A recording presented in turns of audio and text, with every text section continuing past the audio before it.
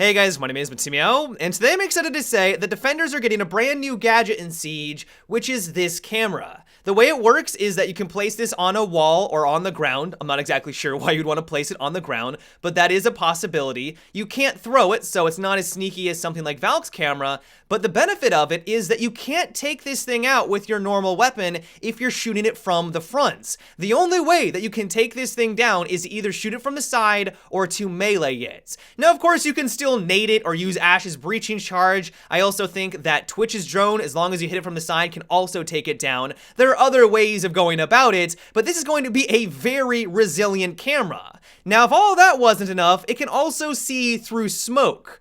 Because why not? This is going to be a very strong gadget for the defensive team.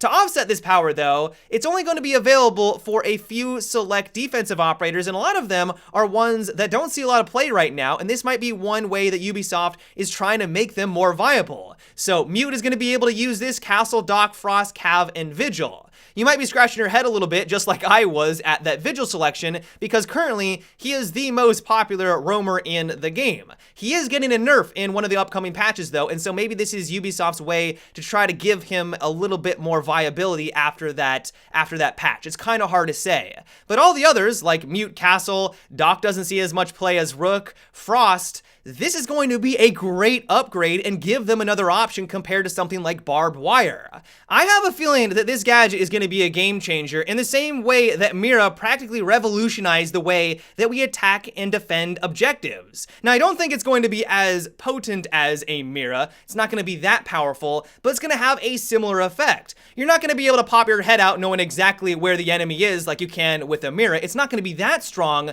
but on the offensive team, as soon as you see this camera out in the distance down a long hallway, you gotta approach that hallway differently now because defense knows exactly where you are. You can't even smoke it out to cover your tracks. They're still gonna know that you're pushing from that direction. This is also gonna make it a lot easier to counter smoke plants. You have someone in the camera the entire time, offense lays down that smoke cover, he makes the call out that the plant is going down in the right hand corner, and then anyone who's got nitro knows exactly where to place it. There isn't any second guessing, and they're able to take them down no problem. That is also going to be really strong, and offense is going to have to deal with that. All in all though, I'm really excited to see what comes from this gadget. I'm hopeful that it's well balanced. The fact that it is only available for a select few operators, the ones that don't see a lot of play right now, hopefully that will bring up their prominence a bit, but also make sure that we don't have 5 of these cameras scattered around anywhere. That should be one balancing factor. The fact that you do have to select, do I want a camera or barbed wire? Barbed wire is one of the best defensive gadgets in the game. If I now have to choose between that and the camera, that is actually a worthy choice right now. Currently, you just have to choose between that and the shield. That's a no-brainer. You're almost always gonna go with barbed wire. That's gonna be a much more difficult choice to make now. And so I cannot wait to see how this is going to affect the game. I'm crossing my fingers that it's well balanced because it is a very unique addition into Rainbow Six Siege. Another huge addition is that Echo now has access to 2 yokai drones. He can place them anywhere that he wants on the map, and the kicker on it is that now your teammates can view through those cameras and also scan the enemy. They won't be able to stun them because that would just be game breaking, but this solves a lot of the problems with Echo right now. Echo is very passive, and one of the reasons for that is that he only has one of his yokai drones, and he wants to make sure that it doesn't get destroyed. As soon as it's destroyed, he's basically just a mediocre Rook and a Doc. He doesn't really bring a whole lot to the table. So by giving him 2, of course, that gives him more room for air, but also by allowing your teammates to be able to view through that camera, he can now be more aggressive. A lot of times, the reason why I only want to sit in my yokai the entire match is because I'm the only one that can make callouts through that camera. Now though, I can place this directly above where the action is. My teammate who got taken out early at the start of the round can make the callouts while I push on in, and I can have that intelligence. You're essentially now getting 2 extra Valkyrie cameras that can go stealth. Now, you can't throw these outside of the windows, and you can't put them in every spot, so Valkyrie will hopefully still have her place. That is one thing about this update, is that Valkyrie isn't going to be as effective as she was before. She's nowhere near as unique. You can now have a gadget on defense for a lot of them that can have cameras, and now Echo has 2, which everyone can use, and of course they're also stealth. So she is seeing a reduction in her prominence a bit. But that's great news for Echo players. The downside is that one Echo drone isn't as effective as it was before. You only get 2 charges now. They do refresh, it is unlimited, so that's still the same, but if you only have one of them, you're not going to be able to stop those plans as effectively. If you bounce between the 2, you've got 4, so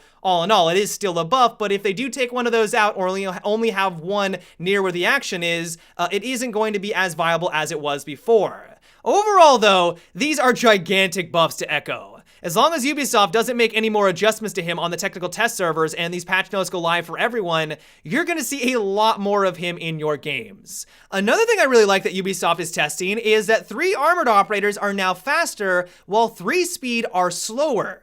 You guys will also notice that when you switch on over to your secondary weapon, that also gives you an increase in your movement speed. This is going to be a new layer and dynamic that we're not really accustomed to right now in Rainbow Six Siege unless you play as Blackbeard. And so now, as every single operator, you have to make the choice. Do I want increased speed to move around the map and maybe get away from someone? Or do I want to have my primary weapon out so that if I do come across someone, I'm not using my secondary weapon? That is now something that you're going to have to consider. You will notice that this speed increase is not insignificant. Here I am playing as Doc. Not only does he look like he is moving faster already compared to the live server when he has his primary weapons out, but also when he switches over to his secondary weapon, he's moving pretty quickly. Of course, it's nowhere near as fast as being a 3-speed, but now that they've dropped down that 3-speed a little bit, it's gonna put them kind of more in line with each other. Honestly, I really like this direction that they're taking. For the longest time, the meta was everyone plays as 3-speed operators because while yes, you can't take as many shots, it doesn't matter at the end of the day because of the one-shot headshot mechanic. Yes, you could absorb a couple of more rounds, but because you're moving slower as Rook, that just makes it easier for them to line up the headshot against you. That is not going to be as pronounced as it was before. And while it's difficult to tell the ramifications of what this is going to have into the future, maybe this goes too far and everyone plays as 3 armored operators, but it's kind of hard to say, and I don't even know if that's necessarily a bad thing if we have more people shifting in that direction. It would be nice if there was more balance between the different speeds and all of the armors so that it's not everyone gravitating towards one side or over the other. The perfect would be a balance between all of them, and I'm hoping that that is something that they've nailed with this updates. One thing I am a little worried about, though, is that LMGs are incredible right now on the technical test servers. When I was playing as Ying, not only was I hitting really hard, but I also didn't have to deal with a whole lot of recoil. The biggest downside of Ying for the longest time has been her slow RPM, which is still there. This ensures that we're not having another Ella on our hands, but also there was a significant amount of recoil that you had to control.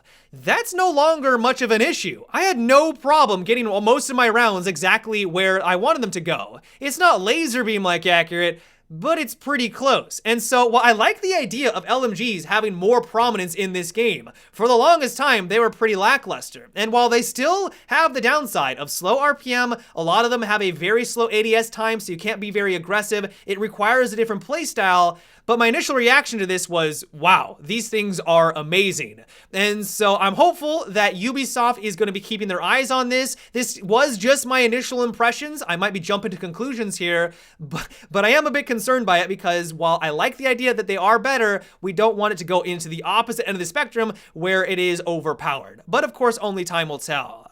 One really cool addition with this patch is that they're trying out a new animation for defusing. You guys know that right now, you just kind of hit the box over and over for a bunch of times, and then you kind of defuse it. Well, now they're adding in this gadget that you see right here. There isn't any sound currently, it's kind of janky. I don't really think there's much of an animation, but I think this is a direction that they want to push into the future. In general, though, I like this a lot more than just hitting the box. As long as they tighten things up and improve upon it, I think it's going to be a great addition into Siege. The final thing I wanted to mention, which I'm sure many of you guys already noticed, is that the UI got an overhaul. There's a really cool animation now in between rounds that looks really slick. There's some differences in the way that you select things here and there, but the one thing that I'm not entirely sold on just yet is that switching between cameras is a bit confusing. This could just be because for the longest time, we've been used to the way that cameras work right now, but you have different options now. For example, on PC, I can hit 1 or 3 to shift through certain ones. If we've got the Gadget, the new camera gadget on, and we have a yokai drone, I can quickly switch between them. But if you want to shift through them normally, you have to hit like Q and E. For some reason, it just isn't all that intuitive. And a lot of times, I don't even know what I'm selecting half the time. And so I like the direction that they're taking with it. I just feel like it might need a little bit more work, but of course that is just my 2 cents. But yeah guys, that is about it for today's video. I hope you enjoyed. Let me know what you thought about this update. Are you excited about the new LMGs? Can you not wait to get your hands on the new Gadget? Are you a little bit worried about it? Give me your guys' thoughts down below. But yeah guys, until tomorrow, have a good one and take it easy.